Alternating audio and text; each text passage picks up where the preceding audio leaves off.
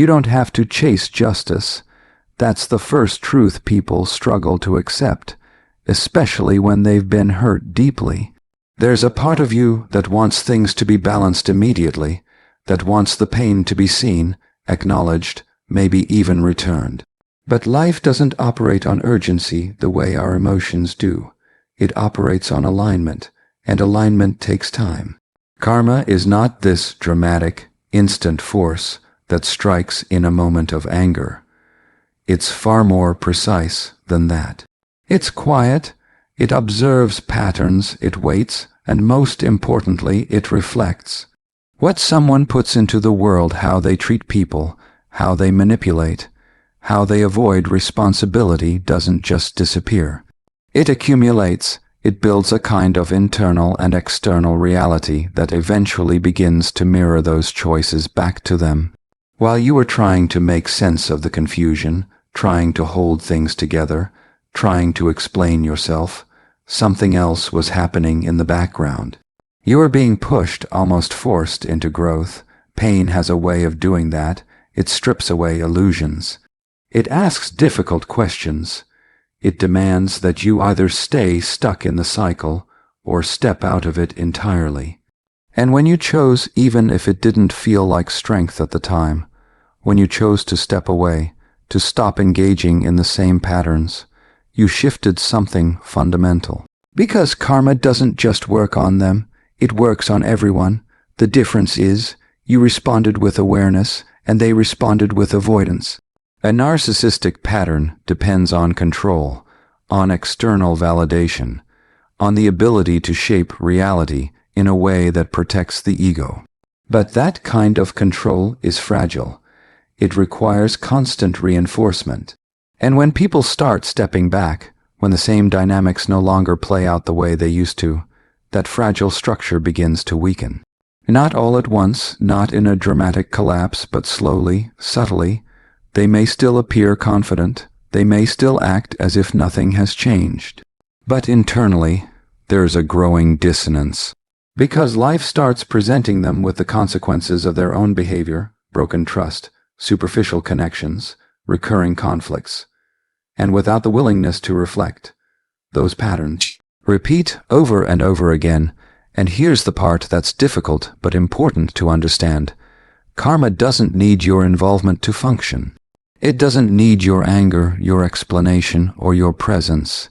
In fact, the more you step back, the more clearly it can do its work. Because now there's no interference, no distraction, just them and the reality they've created. What you often see is only the surface. People assume that if someone looks fine, they are fine, but consequences aren't always visible. Sometimes they show up as restlessness, as dissatisfaction, as an inability to form meaningful connections. Sometimes they show up as a constant need to chase something new, because nothing ever feels enough. That's not peace, that's not fulfillment, that's the quiet weight of unresolved behavior. Meanwhile, your path begins to change. Not because life suddenly becomes easy, but because it becomes real. You start to reconnect with yourself, with your boundaries, with your sense of worth that isn't dependent on someone else's approval. And that shift, as subtle as it may seem, is profound, so you don't need to prove anything. You don't need to make them see.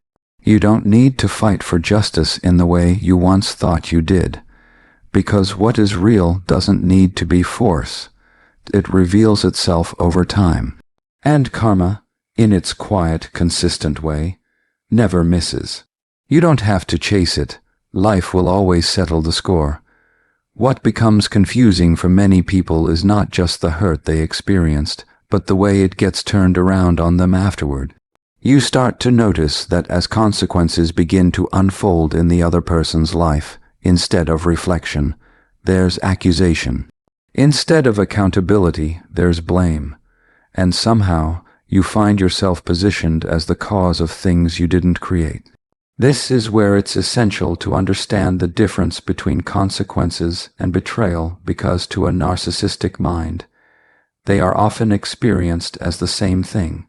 When someone has built their identity around being right, being in control, being above fault, then any disruption to that image feels like an attack. Not a natural outcome, not a result of behavior, but a personal violation. So when relationships begin to fail around them, when people pull away, when trust erodes, it doesn't register internally as "what have I done?" It registers as "who has done this to me?" And if you were the one who stepped back, who stopped participating in the dynamic, you become the most convenient answer to that question. It's not logical, but it is predictable, because to truly see their role in what's happening would require something they've spent a lifetime avoiding. It would require vulnerability. It would require them to sit with discomfort, to acknowledge that their actions have impact, that their way of relating to others has consequences. And for someone who has built protective layers around their sense of self, that kind of awareness feels threatening. So instead, the mind defends itself in the only way it knows how. It rewrites the story. You may hear things that don't match your experience at all. You may see narratives being created where your boundaries are labeled as cruelty, where your silence is framed as punishment, where your decision to step away is interpreted as abandonment or betrayal.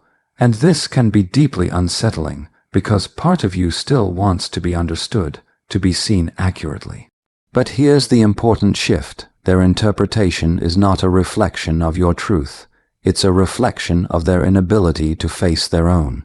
When someone consistently externalizes responsibility, they disconnect from cause and effect. Life becomes something that happens to them, not something they participate in shaping. And as a result, they remain stuck in repeating the same patterns, encountering the same outcomes, while believing each time that the fault lies elsewhere.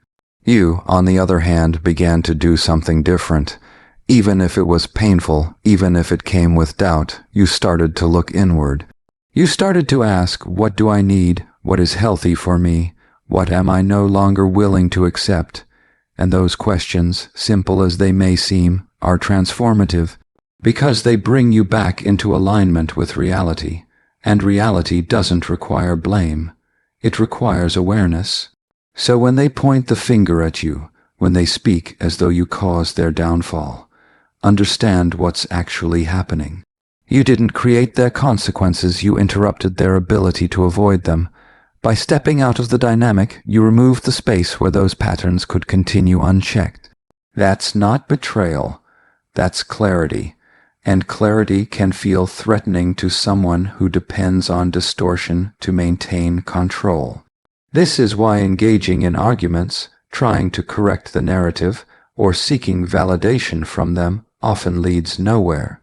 You're attempting to have a conversation rooted in truth with someone who is still operating from defense. Until that changes, and it may not, there's a limit to what can be understood or acknowledged.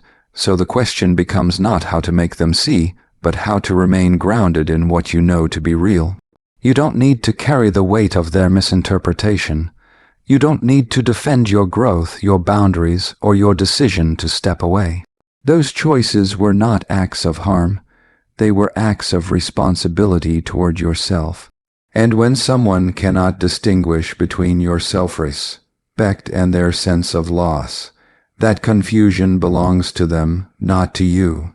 Because in the end, consequences are not betrayal, they are simply the truth, arriving without distortion. There's a moment that doesn't get talked about enough, and it's not dramatic on the outside. It doesn't come with an announcement or a clear turning point.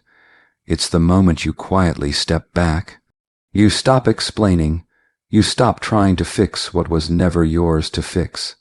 And you begin to withdraw your energy from a dynamic that once consumed so much of you. And at first it feels unsettling, there's doubt, there's even guilt, because you were conditioned to believe that your role was to hold things together. But something very important begins to happen in that space you create. When you were fully engaged, you were part of a system, one that revolved around reacting, accommodating, absorbing. Your presence, your emotional availability, your willingness to stay in the conversation, all of it provided a kind of structure. Not a healthy one, but a familiar one. And within that structure, a narcissistic pattern can operate quite effectively because there's always something to push against, something to reshape, someone to influence. When you step out of that, you remove more than just your physical presence. You remove the feedback loop. And without that loop, something is exposed. Because control in that kind of dynamic is not absolute, it's relational. It depends on participation. It depends on someone being there to respond, to engage, to validate or challenge in predictable ways. When that participation ends, the system doesn't function the same way anymore. At first, there may be attempts to re-establish it. Messages, reactions, subtle or overt efforts to pull you back into the familiar rhythm. And this is where your awareness becomes essential, because it can look like change or urgency or even vulnerability. But often it's not about connection, it's about restoring control. And when that doesn't work, when you remain steady in your decision, something deeper begins to unfold. They are left with themselves, not in the abstract sense, but in a very real day-to-day way. The distractions become less effective. The ability to project onto you diminishes, and the patterns that once played out between you now begin to echo in other areas of their life. Because those patterns didn't belong to the relationship, they belonged to them. This is where the cracks start to show. Not necessarily in ways that are visible to others right away, but internally there's a shift. Because without the constant exchange, there's less opportunity to deflect. And without deflection, there's a kind of quiet confrontation with reality. Again, not always conscious, not always acknowledged, but present. And reality has a way of surfacing even when it's resisted. What's important for you to understand is that your absence is not an act of punishment. It's not something you're doing to them. It's something you're doing for yourself. It's a boundary, a recognition that your energy is not meant to be spent in cycles that lead nowhere. But that boundary has an impact, because in your absence, the illusion that was maintained through your presence begins to weaken. The narrative that could be shaped through interaction becomes harder to sustain without it. And the life they are left with becomes more reflective of their own choices, rather than something they can continuously influence through others. This is often when you might hear that things are not going well for them, or you might sense a shift in how they present themselves. And it can bring up mixed feelings, relief, confusion, even a sense of responsibility. But it's crucial to stay grounded here. You didn't create this reality, you simply stopped participating in the one that was distorting it. And that distinction matters, because it allows you to let go of the idea that you need to return in order to stabilize something.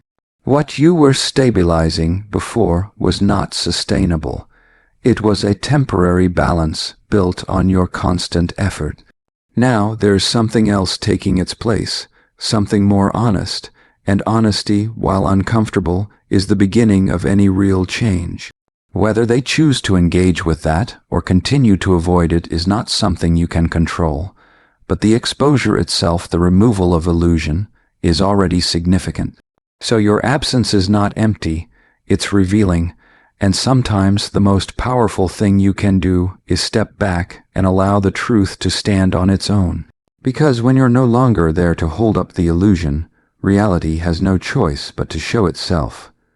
There's something many people come to realize only after they've stepped away and had time to reflect. It's the understanding that what they offered in that relationship was not ordinary.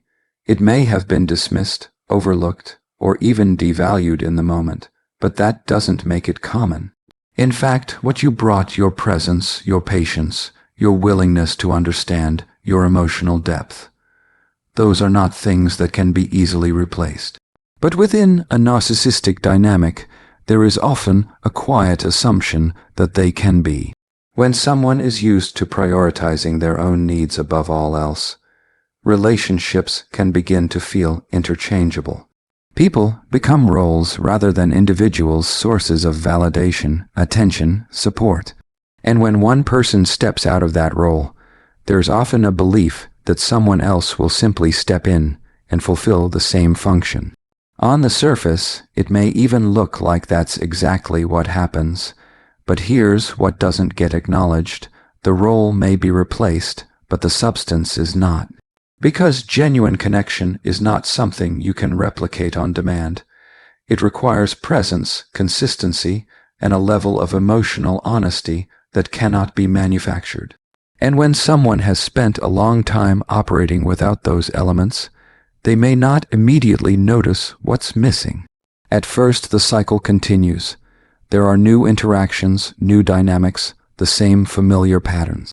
But over time, something begins to feel different. There's a lack of depth, a sense that things don't quite hold the same meaning. Conversations may feel more superficial, connections less stable, trust more fragile. And without the willingness to look inward, this often leads to a restless search for something that can fill that gap without fully understanding what the gap actually is. Because what was lost was not just a person, it was a quality of connection, and that quality doesn't come from effort alone. It comes from authenticity, from someone being willing to show up not just when it's easy, but when it's difficult. From someone who is capable of empathy, of reflection, of growth. These are not traits that can be replaced simply by finding someone new. So while it may appear that they've moved on without impact, that everything continues as before, there is often a gradual realization that something essential is missing.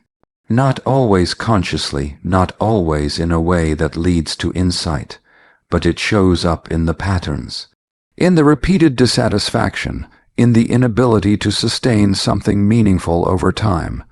And this is where the consequences deepen, because it's not just about losing a person. It's about losing the opportunity for a different kind of experience. One that required mutual respect, emotional presence, and a willingness to engage in something real. When that opportunity is taken for granted, when it's treated as though it will always be available or easily replaced, the loss is not immediately felt. But eventually it becomes undeniable. For you, this realization may come with a mix of emotions. There can be a sense of clarity, even validation, but also grief. Because you begin to see more clearly what you were offering and how it was received, and that can be painful. But it's also empowering because it reconnects you with your own value. Not in a way that depends on someone else recognizing it, but in a way that is grounded in your own awareness. You begin to understand that what you bring into a relationship matters, that your presence has weight, that your care has depth, that your willingness to engage authentically is not something to be given lightly. And from that place, your choices begin to shift. You become more selective, not out of fear, but out of understanding. You no longer feel the need to prove your worth or to hold on to something that doesn't honor it. And that shift changes everything, because it moves you out of a pattern of overgiving and into a space of mutual exchange. Meanwhile, on the other side, the absence of what you brought continues to echo, not always loudly, not always in ways that are visible, but consistently. Because what is genuine leaves an imprint, and when it's gone, the difference is felt, even if it's not fully understood. So don't underestimate what you offered, simply because it wasn't appreciated at the time. Some things are only recognized in their absence, and by then, they're no longer available to be taken for granted. There comes a stage in this process where the story begins to shift in a very deliberate way, not because new facts have emerged, but because the existing ones are being rearranged to protect something fragile underneath. And what's fragile is not the truth. It's the self-image that cannot tolerate that truth. When someone has spent years avoiding responsibility, the idea of suddenly facing it is not just uncomfortable, it feels threatening. Because it's not a small adjustment. It's not a simple admission of, I made a mistake. It's a deeper confrontation with patterns that have shaped relationships, decisions, and identity itself. And to sit with that requires a kind of emotional capacity that hasn't been developed. So instead, the mind does something very efficient. It constructs a version of reality where accountability is no longer necessary. This is where you begin to see the narrative being rewritten. Not subtly, but in ways that can feel almost disorienting. Moments that you experienced clearly are described differently. Your intentions are recast. Your reactions are isolated from the context that gave rise to them. And slowly, a picture is painted where you are no longer someone who responded to a difficult dynamic. You are the cause of it. This is not sluche a kratkoi, it's a defense, because if you can be made into the problem, then they don't have to be. If your boundaries can be labeled as rejection, your silence as cruelty, your departure as betrayal, then the focus shifts away from their behavior and onto your response to it. And that shift is what protects them from having to look inward. But here's the part that's important to hold onto. This narrative, no matter how convincing it may sound, does not alter reality. It only distances them from it, and distance from reality comes at a cost because growth depends on awareness. It depends on the ability to recognize cause and effect, to see how actions influence outcomes, to sit with discomfort long enough for insight to emerge. When that process is bypassed, when blame is consistently placed outside the self, the opportunity for growth is delayed. Not avoided, delayed. Life has a way of bringing the same lessons back, again and again, until they are understood. Different people, different situations, but the same underlying pattern. And without reflection, those patterns continue. The same conflicts arise, the same dissatisfaction appears, the same sense of something not working persists. So while the narrative may protect them in the short term, it doesn't resolve anything. It simply postpones the moment of recognition. And in the meantime, you may feel the impact of that narrative. You may hear things that misrepresent you, that question your character, that reduce your experience to something untrue. And it can stir something in you, a need to correct, to defend, to set the record straight. That response is understandable. But it's also where you have a choice, because engaging with a narrative that was never built on truth can pull you back into the very dynamic you stepped away from. It invites you into a conversation where the goal is not understanding, but preservation of a false image. And in that space, clarity is often lost, so the work becomes internal. It becomes about staying connected to your own experience, your own understanding of what happened, your own reasons for stepping away. Not as a form of resistance, but as a form of grounding. You don't need their agreement to validate your reality. You don't need their acknowledgement to justify your growth. What you chose was not an act of harm. It was an act of awareness. And awareness, once it's present, cannot be undone simply because someone else refuses to see it. So when they continue to place blame, when they hold onto a version of events that casts you in a certain role, recognize it for what it is. Not a reflection of your truth, but a reflection of their limitation in facing it, and limitations, when left unexamined, become patterns. Patterns that shape outcomes, outcomes that eventually speak louder than any story that was told to avoid them. You are not responsible for carrying a narrative that was created to avoid accountability, and the more you release that weight, the clearer your own path becomes. Because in the end, blame may protect the ego for a moment, but it quietly ensures the same mistakes are repeated. There is a quiet turning point that often goes unnoticed at first, and it doesn't happen in them, it happens in you. It's the moment your focus begins to shift away from trying to understand their behavior and toward understanding your own needs. Not in a self-critical way, but in a curious, compassionate way, you begin to ask different questions. Not why are they like this, but why did I stay so long? Not how do I make them see, but what do I need to feel whole again? And those questions, as simple as they may sound, start to change everything. Because your energy is no longer being directed outward in an attempt to fix, to manage, to decode. It's being brought back inward, and with that shift comes clarity.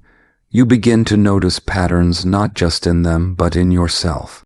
The ways you may have overextended, the ways you may have ignored your own boundaries, the ways you may have equated love with endurance.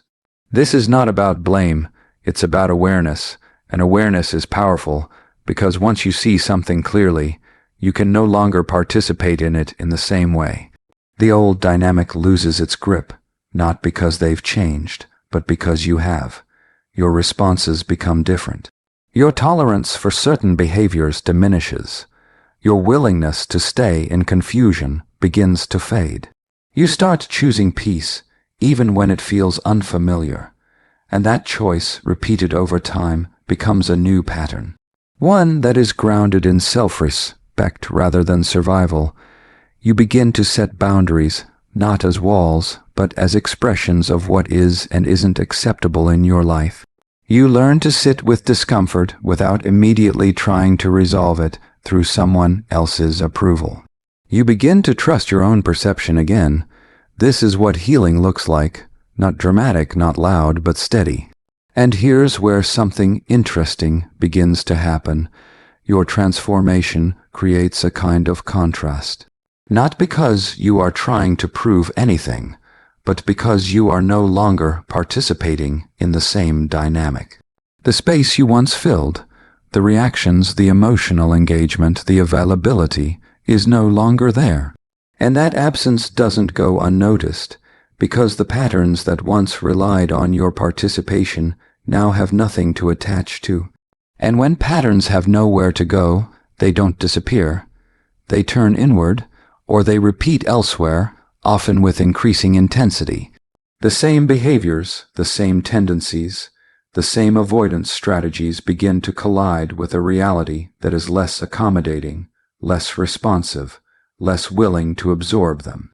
This is where the weight of those patterns becomes more visible, not necessarily to you, because by this point your attention has shifted, but in the broader sense, in the trajectory of their life, the consequences begin to accumulate.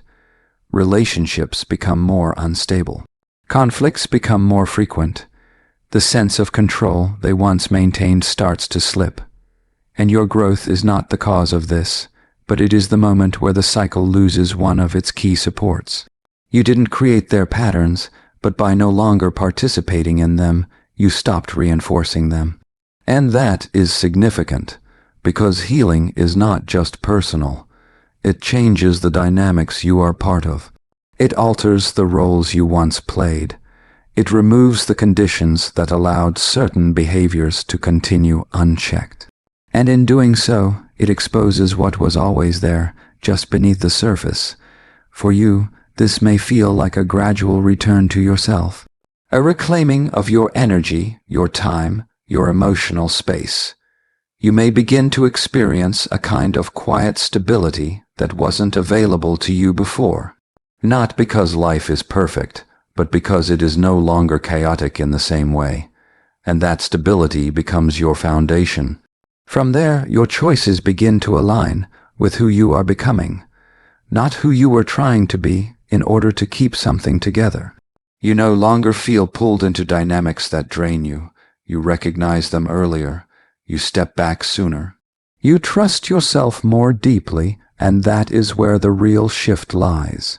Because while they may continue to look outward for answers, for someone to blame, for something to restore the illusion of control, you are no longer in that space. You have stepped into something more grounded, more honest, more sustainable. Your healing does not need to be seen to be real. It does not need to be acknowledged to have impact. It speaks through your boundaries. It shows in your choices. It lives in the way you no longer abandon yourself, and in that, something fundamental changes not just in your life, but in the dynamics you will ever again be part of. Because once you stop feeding the pattern begins to collapse under its own weight, and that is where true freedom begins.